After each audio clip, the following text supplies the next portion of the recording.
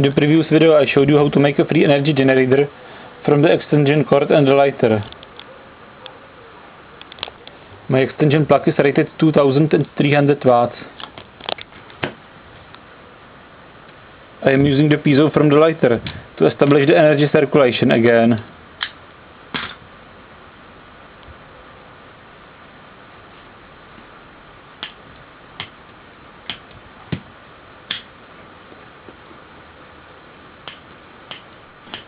Now the energy circulation is established.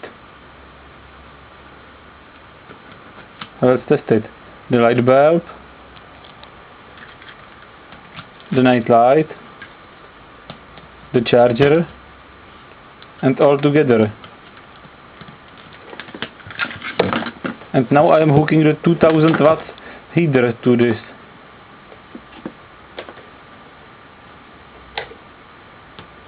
I'm connecting it. And let's turn it on. The fan only.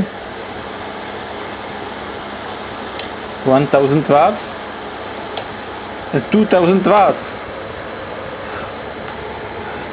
Let's add the light bulb. And the 500 watts drill. Oh no, too much power. Let's try another experiment. You can see when I open the circle, it stops working.